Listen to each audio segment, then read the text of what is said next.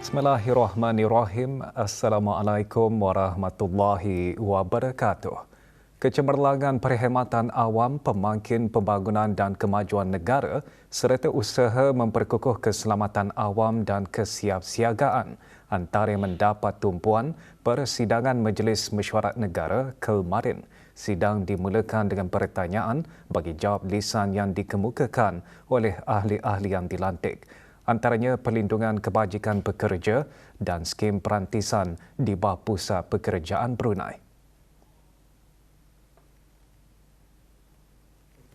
Bagi memperkukuh tadbir urus pengurusan tenaga kerja, pendekatan bersepadu terus dilaksanakan. Yang Berhormat Datuk Seri Setia Awang Haji Ahmadin bin Haji Abdul Rahman Menteri Hal Ehwal Dalam Negeri menegaskan langkah-langkah tersebut bertujuan melindungi hak serta kebajikan pekerja. Memastikan kepentingan pasaran buruh negara sentiasa terpelihara. Berhubung skim-skim perantisan di bawah Pusat Pekerjaan Brunei, Jabatan Perdana Menteri, Yang Berhormat Datuk Seri Setia Dr. Awang Haji Muhammad Amirliu bin Abdullah, Menteri di Jabatan Perdana Menteri dan Menteri Kawangan dan Ekonomi kedua, menjelaskan skim-skim tersebut bukan sahaja meningkatkan kebolehpasaran dalam jangka pendek, tetapi menyumbang kepada kestabilan pekerjaan dan pembangunan kerjaya jangka panjang belia tempatan. Berdaya saing ke arah penempatan pekerjaan tetap. Usaha memperkukuh perkhidmatan geriatrik dan kerjasama penyelidikan institusi pengajian tinggi tempatan membuka peluang pekerjaan juga dibangkitkan dalam pertanyaan bagi jawab lisan. Bagi pendekatan bersepadu menggunakan telemedicine melalui aplikasi Bru Health, jelas Yang Berhormat Datuk Seri Setia Dr. Awang Haji Muhammad Hisham bin Haji Jaafar, Menteri Kesihatan. Ia dijangka menyediakan persekitaran yang lebih inklusif dan sistem sokongan yang lebih mampan bagi warga emas yang terlantar di rumah, klinik fizikal serta lawatan ke rumah pesakit. Kerjasama penyelidikan Yang Berhormat Datuk Seri Setia Dr. Awang Haji Abdul Manaf bin Haji Matusin, Menteri Sumber-Sumber Utama dan Pelancongan pula mengongsikan pendekatan kerjasama penyelidikan bersama institusi pengajian tinggi tempatan, menyokong penggubalan dasar yang lebih berkesan, membantu meningkatkan produktiviti industri serta mewujudkan lebih banyak peluang pekerjaan berkemahiran tinggi. Dalam memastikan keselamatan rakyat dan penduduk sentiasa terpelihara, beberapa inisiatif utama dilaksanakan, antaranya memperkukuh keselamatan awam dan kesiapsiagaan. Yang Berhormat Datuk Seri Setia Awang Haji Ahmadin bin Haji Abdul Rahman, Menteri Hal Ehwal Dalam Negeri, mengongsikan perkara tersebut dalam kenyataan mengenai sinergi kerajaan dan komuniti sebagai tunggak keselamatan awam dan kesejahteraan sosial di negara Brunei Darussalam.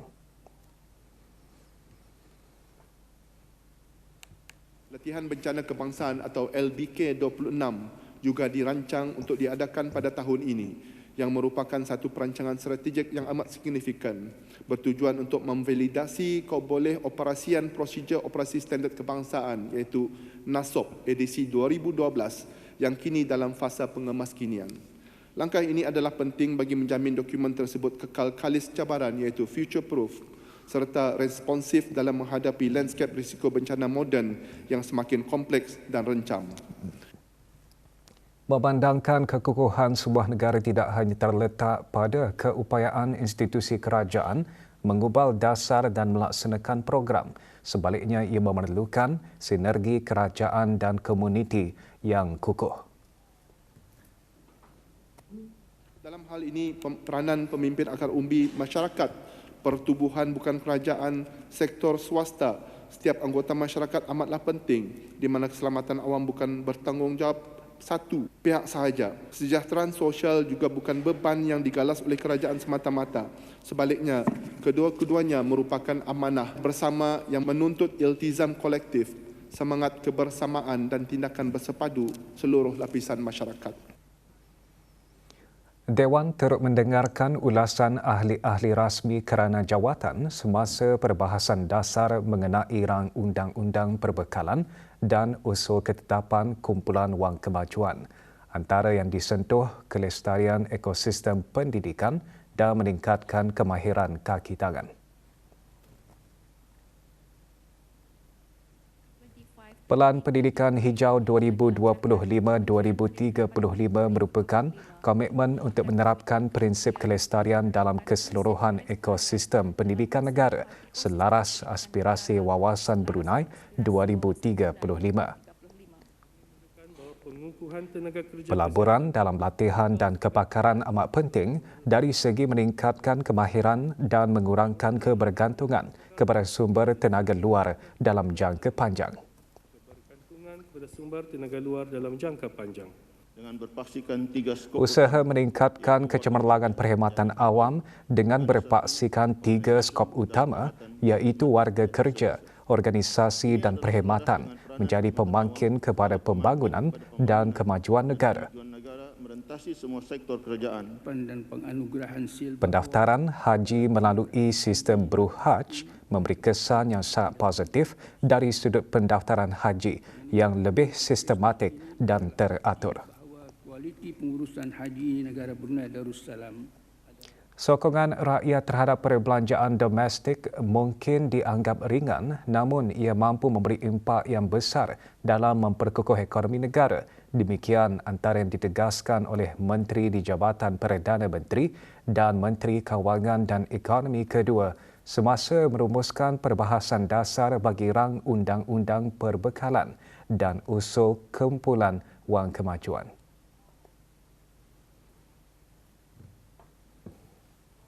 Adalah penting bagi kita semua memainkan peranan untuk menyokong ekonomi tempatan dengan memilih untuk berbelanja di dalam negeri, membeli produk tempatan dan menggunakan perkhidmatan perniagaan domestik. Kita secara langsung membantu memperkukuhkan asas ekonomi negara kita sendiri. Menteri di Jabatan Perdana Menteri dan Menteri Kewangan dan Ekonomi kedua juga merumuskan usaha kerajaan dalam menghadapi cabaran masa hadapan. Kerajaan menyedari bahawa usaha membangunkan ekonomi negara memerlukan pendekatan whole of nation yang melibatkan kerjasama erat antara kerajaan, sektor swasta serta rakyat secara keseluruhannya. Oleh itu, kerajaan akan terus mengalu-alukan pandangan dan kerjasama dari semua pihak bagi memastikan setiap inisiatif pembangunan dapat dilaksanakan dengan lebih berkesan. Dewan menangguhkan sidangnya petang kemarin dan akan disambung hari ini pukul 9.30 pagi. Tarif elektrik bagi sektor komersial dikemas kini. Perkara itu dikongsikan oleh Yang Berhormat Pihin Datuk Lala Raja Meja Jara Bersara Datuk Peruka Seri Awang Haji Halbi bin Haji Muhammad Yusof, Menteri di Jabatan Perdana Menteri dan Menteri Pertahanan kedua dalam ulasan Menteri pada mesyuarat pertama dari musim permesyuaratan ke-22 Majlis Mesyuarat Negara pada 17 Mac 2026.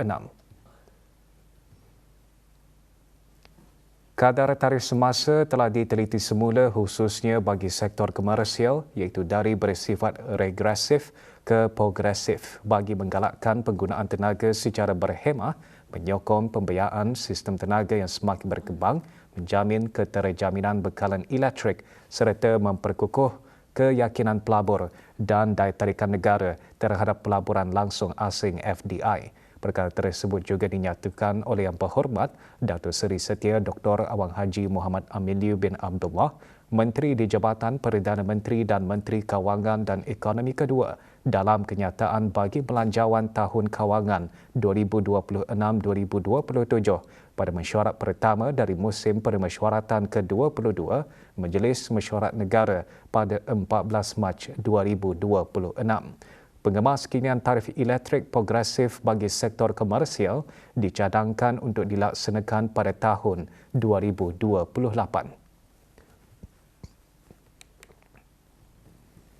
Jabatan Perdana Menteri dan jabatan-jabatan di bawahnya mengadakan majlis penutupan tadarus sempena bulan Ramadan tahun ini diungkayahkan oleh Balai Khazanah Islam Sultan Haji Hassanah Bolkiah dengan Jabatan Perkhidmatan Awam. Majlis berlangsung lewat petang kemarin di Masjid As-Solihin.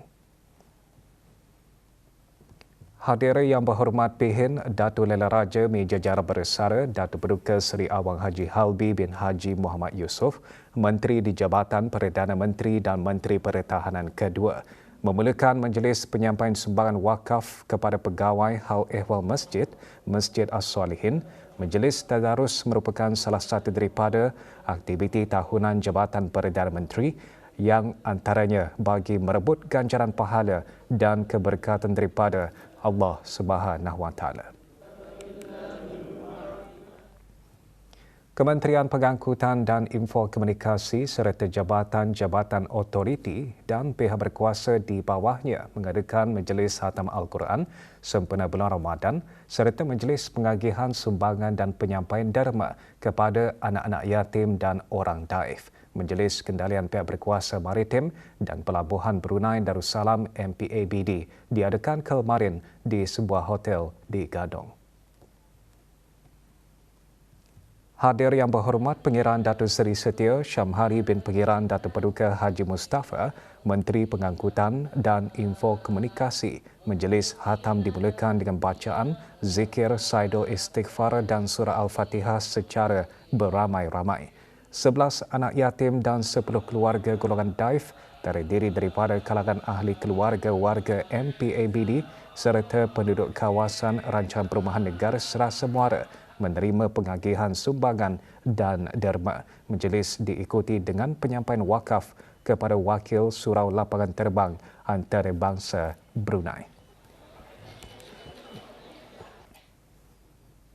Bagi meraihkan pencapaian peserta dalam menamatkan bacaan Al-Quran, lewat petang kemarin, Nadi Quranic Learning Center mengadakan majlis Khatam Al-Quran. Melibatkan 4 buah cawangan, majlis berlangsung di sebuah pusat membeli belah Kampung Salam Pigar. Hadir Datuk Seri Setia Dr. Haji Nur Arfan bin Haji Zainal, Rektor Universiti Islam Sultan Sharif Ali. 58 peserta diraihkan pada majlis ini yang mencerminkan komitmen Nadi Quranic Learning Center dalam melahirkan generasi celik Al-Quran melalui program pengajian yang berterusan dan tersusun.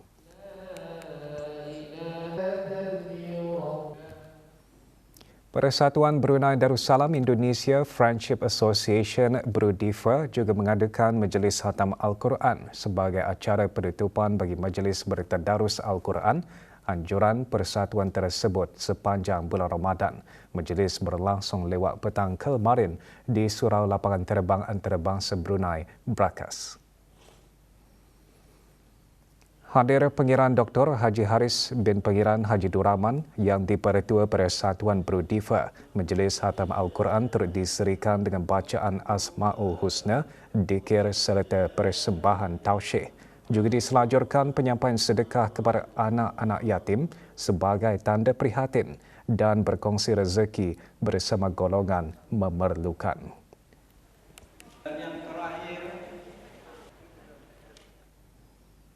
Sementara itu, 50 anak yatim yang terpilih di daerah Brunei dan Muara lewat petang kemarin diraihkan pada majlis penyampaian derma anak-anak yatim, bertahlil dan berbuka puasa. Majlis berlangsung di sebuah pusat membeli belah Kampung Salam Pigar.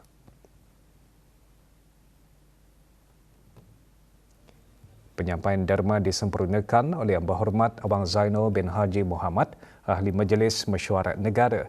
Majlis dianjurkan oleh Mirahana Employment Agency dengan kerjasama Jabatan Daerah Brunei dan Muara.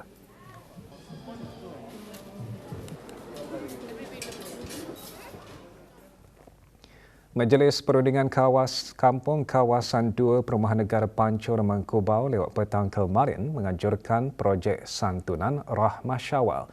Projek menyasarkan 6 buah keluarga kurang berkemampuan di kawasan berkenaan.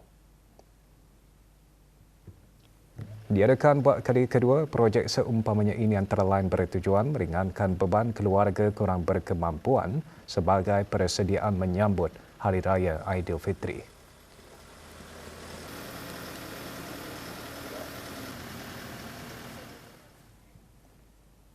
Setiap kali tibanya bulan Ramadan dan Syawal, amalan menziarahi kubur sinonim dengan masyarakat Islam di negara ini.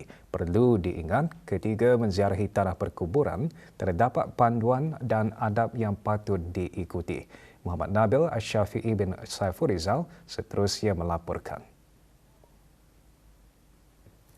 Disunatkan berwudu dan memakai pakaian menutup aurat merupakan antara panduan dan adab ziarah kubur.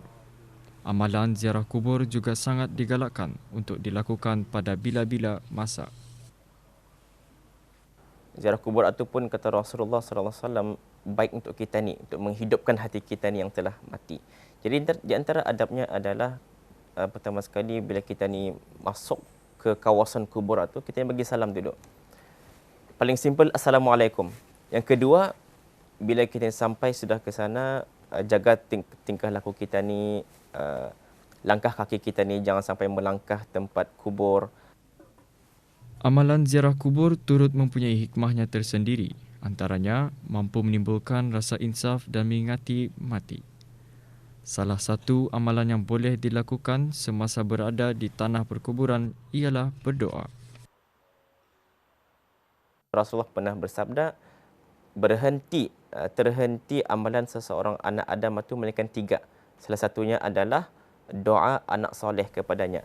Jadi bila seorang anak atau siapa saja yang berdoa untuk si mati, maka doanya itu akan sampai kepada si mati. Yang ketiga, kita boleh baca apa-apa surah daripada Al-Quran. Kebiasaannya surah Yasin. Dan yang terakhir adalah kita ni bagi salam, kemudian kita ni berangkat pergi. Amalan diharap dapat terus dipelihara sebagai satu tradisi yang membawa keinsafan serta mengeratkan hubungan kekeluargaan dalam kalangan masyarakat. Laporan Muhammad Nabil Asy-Syafi'i bin Saifurizal untuk Berita RTB.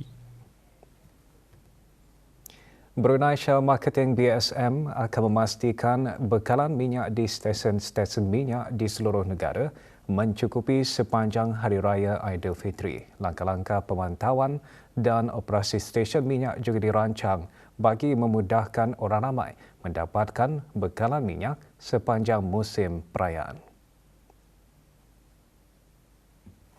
Bagi memudahkan orang ramai mendapatkan bekalan minyak sepanjang sambutan Hari Raya, beberapa stesen minyak akan dibuka mengikut jadual yang telah ditetapkan. Pada malam raya juga, semua stesen minyak akan beroperasi lebih masa untuk memenuhi keperluan orang ramai yang ingin membeli minyak.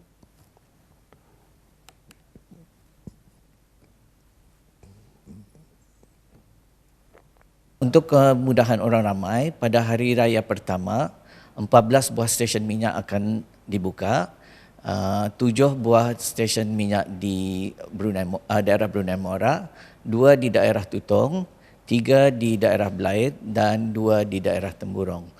Dan pada hari raya yang kedua, 30 buah stesen minyak akan dibuka, 18 buah di daerah Brunei Mora, 5 di daerah Tutong, 5 di daerah Belait, 2 di daerah Temburong. Sementara itu pada hari raya yang ketiga, 34 buah stesen akan dibuka, di mana 20 buah di daerah Brunei Mora, 6 di daerah Tutong, 6 di daerah Belait, 2 di daerah Temburong. Dan pada hari raya keempat, insya-Allah semua stesen minyak akan beroperasi seperti biasa.